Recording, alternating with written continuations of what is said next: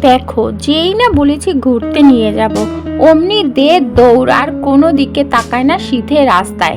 আর গোলু রাস্তায় বেরিয়ে না কাউকে চেনে না, তুমি যতই ডাকো যতই যা করো, ও কাউকে চেনে না, কাউকে না, কিছুতেই একটা কথা বললে শুনবে না।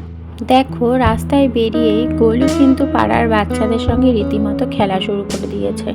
আর ওর হিসুর কথা তো আর বলোই না।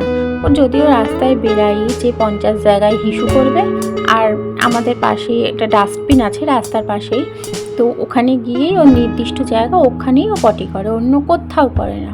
এই দিক থেকেও একদম লক্ষ্মী ছেলে, ওর জন্য আমাকে কোনোদিন কারোর কথা শুনতে হয় না, এটা হলো মেন কথা। পটি করার পরও ও কিন্তু রাস্তায় ঠিক গন্ধ শুকিয়ে যাচ্ছে। আর দেখো, রাস্তার কুকুরগুলোও কিন্তু ওকে কিছু করে না, মানে ও ছোট থাকতেই রোজ এমনভাবে বেরোয়, বেরিয়ে বেরিয়ে ওর অভ্যাস হয়ে গেছে। পাশে দাঁড় করানো গাড়ির দাদাটা বলল যে গলু একটুখানি সর, আমি যাব। আর সেই শুনে গলু একদম দৌড় অন্ধকার গলিতে। দেখো, আবার ফিরে চলে এসেছে, যেই গাড়িটা গেছে অমনি চলে এসেছে, আর এসে আবার ওর হিসুর কাজ চলছেই। ও জানো তো, বাচ্চাদের খুব ভালোবাসে, একদম সারাক্ষণ যেখানে বাচ্চা থাকবে ও সেইখানেই যাবে, সবার মাঝখান থেকে। যতই বলি যে রাস্তায় আরও এত জায়গা আছে, সাইড দিয়ে চল, তা না, যেখানে বসে থাকবে সবাই, যেখানে বাচ্চারা থাকবে সেইখান থেকেই যাবে।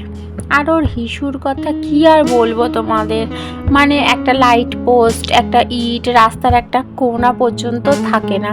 আমি জানি না তোমাদের কজনের পেটস এরকম করে, কতজনের বাচ্চা কাচ্চা এরকম করে, কিন্তু আমার গলু, ও বাবারে বাবা।